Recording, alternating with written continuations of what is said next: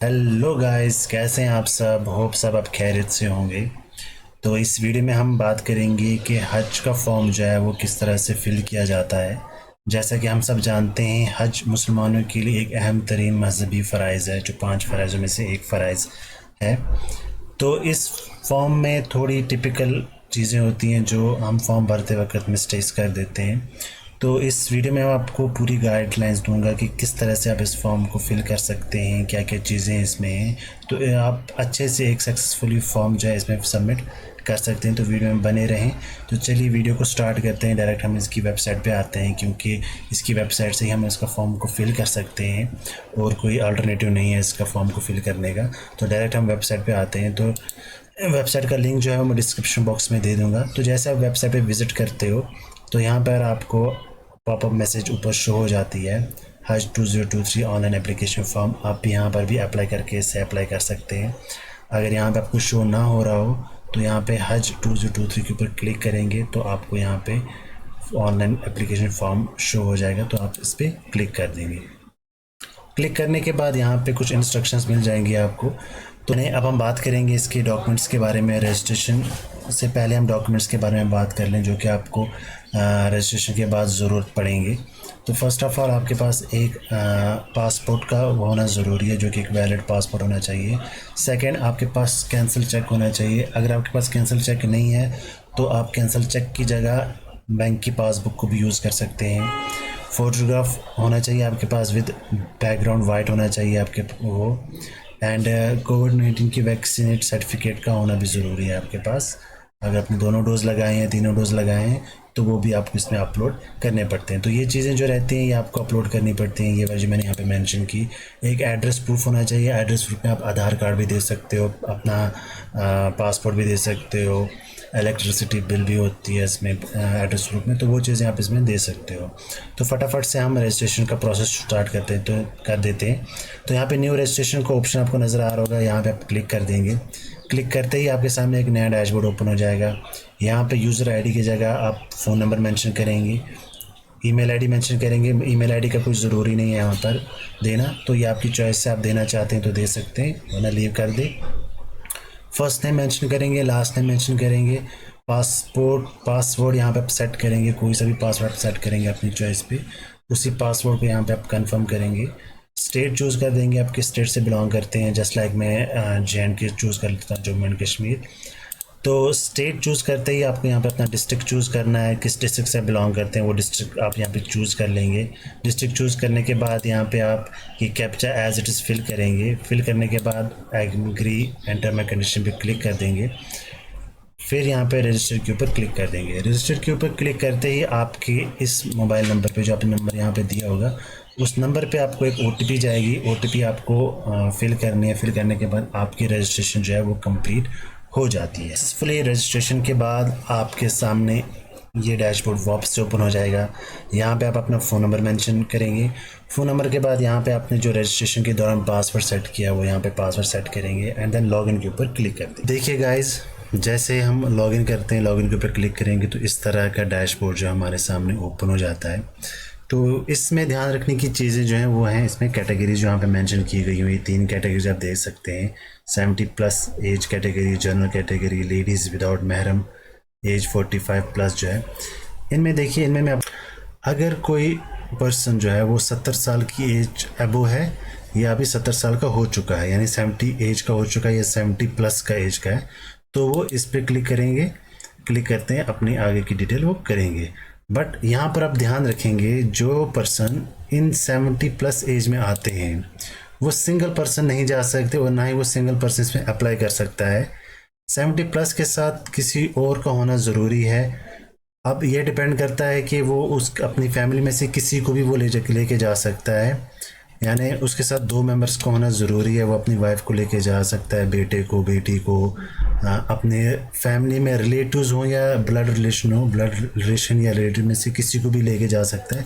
But condition यही रहेगी कि वो सिंगल नहीं जा सकता। सिंगल 70+ वाले इसके लिए अप्लाई नहीं कर सकते। 70+ वालों के साथ कोई ना कोई एक अनदर पर्सन साथ में होना चाहिए। तो ये तो रहा 70+ वालों के लिए। अब है जो 70+ से नीचे वाले हैं जितने भी, तो वो जनरल कैटेगरी को चूज़ करेंगे। जनरल कैटेगरी में जब चूज़ करते हैं तो नंबर ऑफ़ पर्सन जो है यहाँ पर शो हो जाएंगे उनको।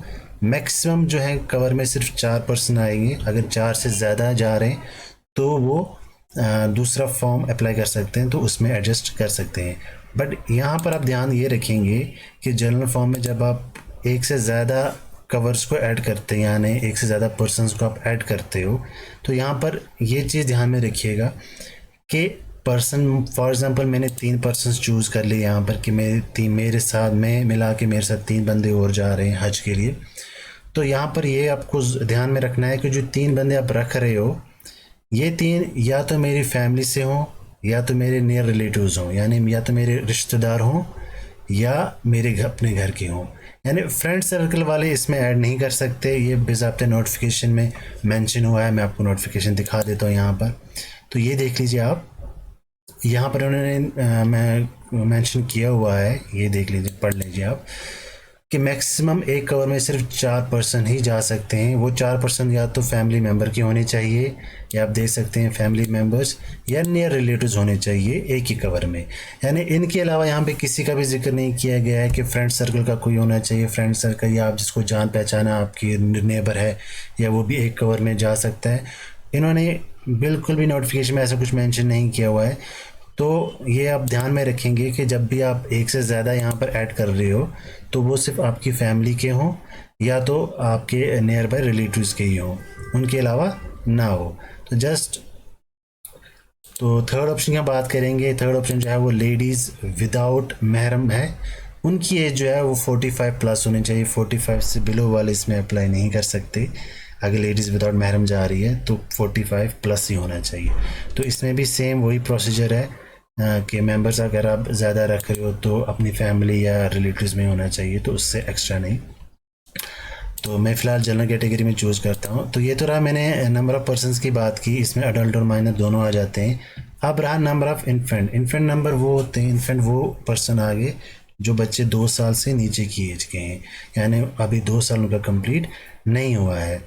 तो ये भी अगर आप रखना चाहते हो, अगर जा रहा है कोई तो वो यहाँ पे मेंशन कर सकता है। मैक्सिमम 2 को अलाउ किया। अगर इन्फेंट जा रहा है जो 2 साल से नीचे का है, यानी जिसके 2 साल कंप्लीट नहीं हुए हैं, तो उसको सिर्फ चार्ज जो है वो 10% ही दिया जाता है। फुल फेयर जितना भी मिनिस्ट्री ऑफ सिविल एविएशन जितना भी चार्ज करेगी, तो उनका सिर्फ 10% देना है उनको। अगर कोई बच्चा 2 साल से अबव है, यानी उसके 2 साल कंप्लीट हो चुके हैं एज के, उसको फुल पेमेंट करनी पड़ती है। उसको कोई भी इसमें डिस्काउंट वगैरह कुछ नहीं मिलता। तो ये तो रही इसकी बात। तो जस्ट हम जनरल कैटेगरी को चूज़ कर लेते हैं। यहाँ पर नंबर ऑफ़ पर्सन जो है वो एक ही जा रहा है, तो गो नेक्स्ट के ऊपर क्लिक कर देते हैं।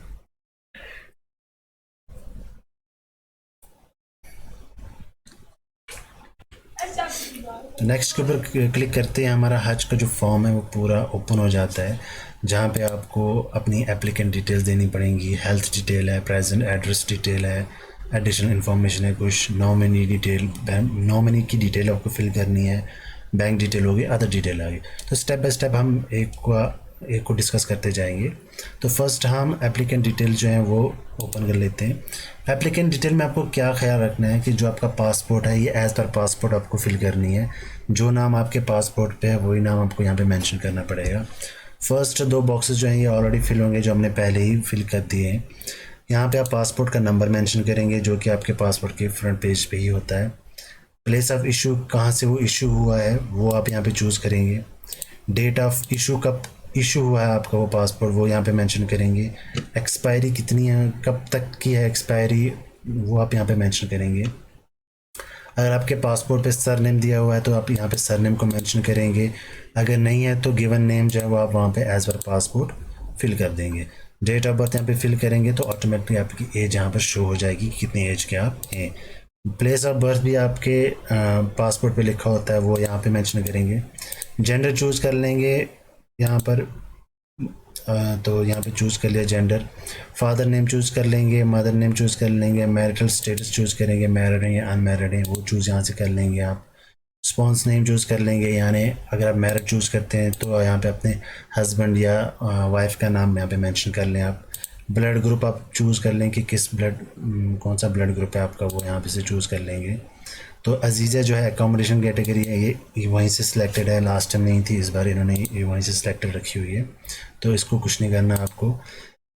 लैंग्वेज फॉर हज गाइड, यानी जो आपको गाइडेंस मिलेगी वो आप किस लैंग्वेज में लेना पसंद करते हैं, वो आपको यहाँ पे अपनी लैंग्वेजेस चूज़ कर लेनी है। यहाँ पे बहुत सारी लैंग्वेज हैं, इंग्लिश है, हिंदी, उर्दू, तमिल, तेलुगु, गुजराती, बंगाली, नीचे भी कुछ 5-6 लैंग्वेजेस हैं। तो अपने अकॉर्डिंगली आप इस लैंग्वेज को चूज़ कर लेंगे। तो जस्ट मैं उर्दू को चूज़ कर लेता हूँ। तो ये तो रहा आपका फर्स्ट पार्ट जो है, वो फर्स्ट पार्ट आप करेगा कि किस तरह से आपको ये अपनी पर्सनल डिटेल जो है वो फिल करनी पड़ेंगी।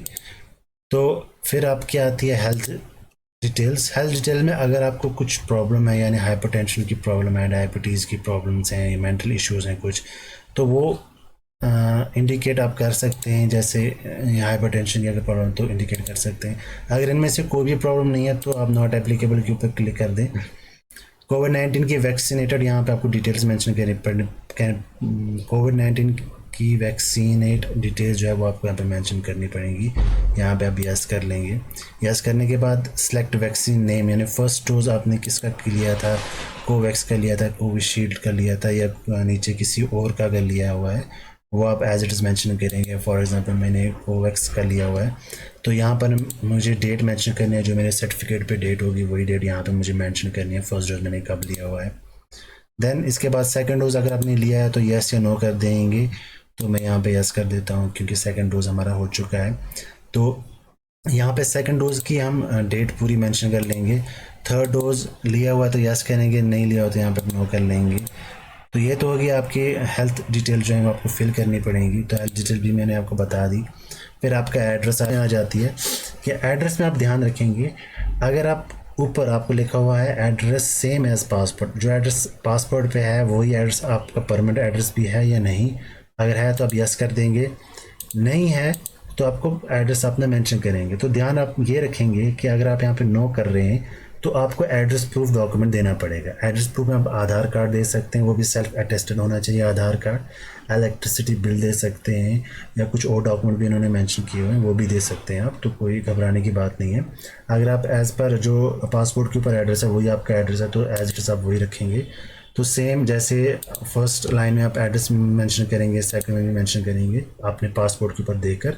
तो फॉर एग्जांपल मान लीजिए आपके पासपोर्ट के ऊपर जो लिखा है हाउस नंबर वगैरह लिखा हुआ है, तो ध्यान रखें आप फर्स्ट लाइन में अपना हाउस नंबर मेंशन करेंगे, सेकंड लाइन में आप अपने विलेज का नाम मेंशन करेंगे।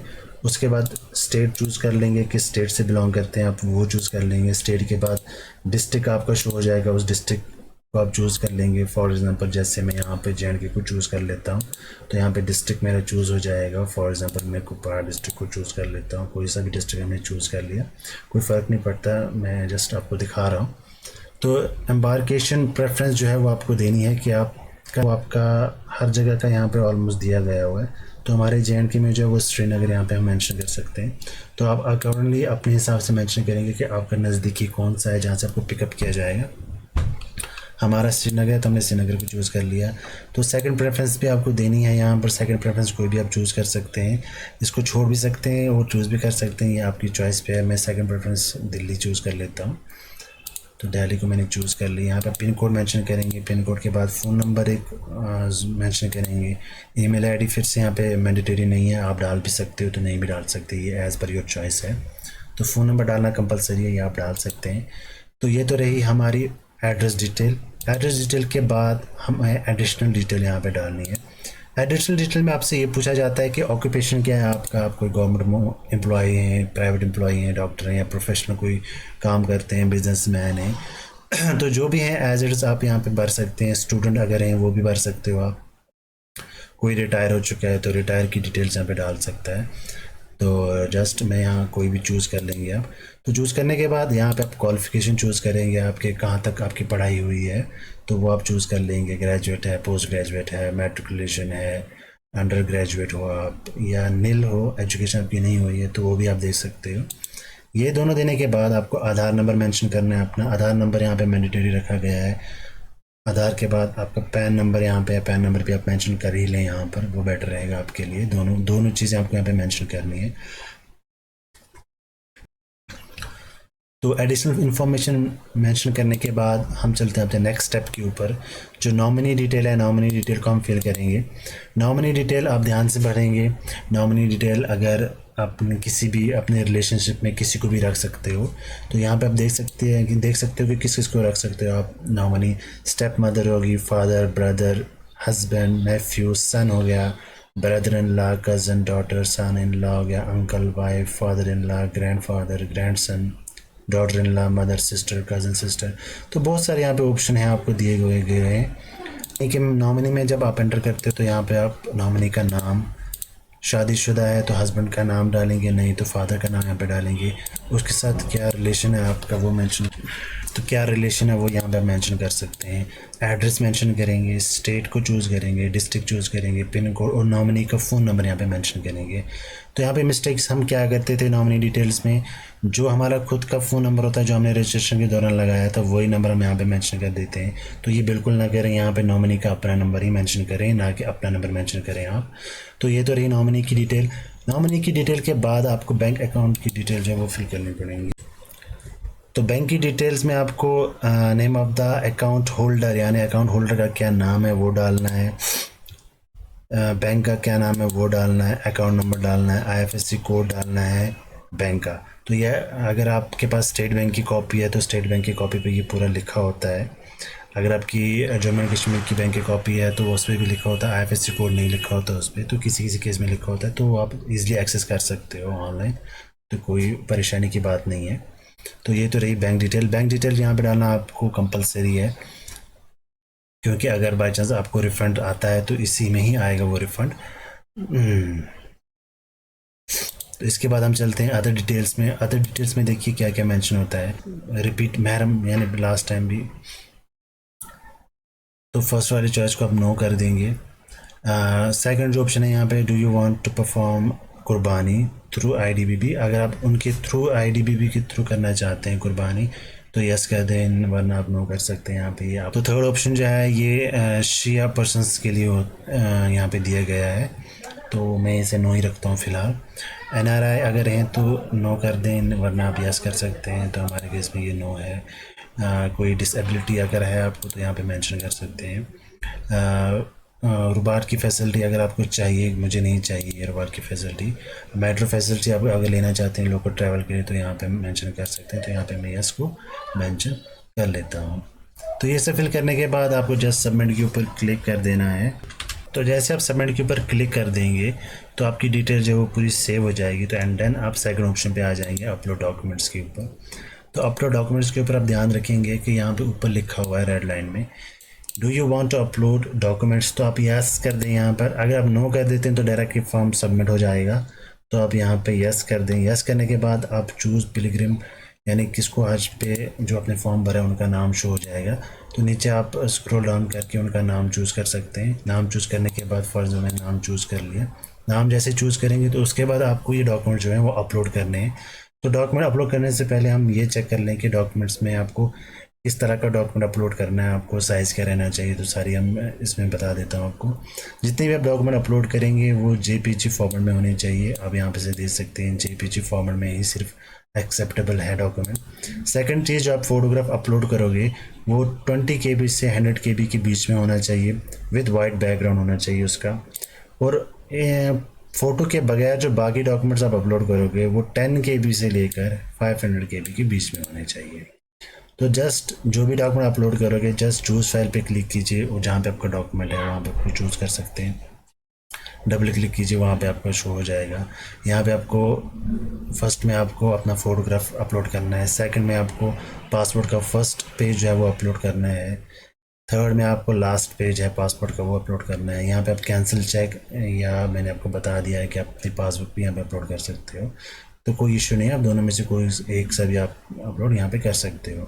तो वैक्सीन सर्टिफिकेट यहाँ पे आपको अपलोड करना है। तो ये सब चीज़ें अपलोड करने के बाद आपको जस्ट अपलोड डॉक्यूमेंट के ऊपर क्लिक कर देना है। जो आपके सारे डॉक्यूमेंट जो हैं वो अपलोड हो जाएंगे, तो यहाँ पे आपको फाइनल सबमिट का ऑप्शन आ जाएगा, तो वहाँ पे आप फाइनल सबमिट कर सकते हैं। तो इसमें कुछ चेंजेस की थी इस बार। लास्ट टाइम जो था पेमेंट आपको करनी पड़ती थी, इस बार उन्होंने पेमेंट का ऑप्शन जो है वो हटा दिया है फ़िलहाल। हटा क्यों दिया है वो इस वजह से हटा दिया है कि लास्ट टाइम जब वो सबको पेमेंट करनी पड़ी थी, बाद में उनकी सिलेक्शन हुई या नहीं हुई, पर पेमेंट जो है वो सबको देनी पड़ी थी।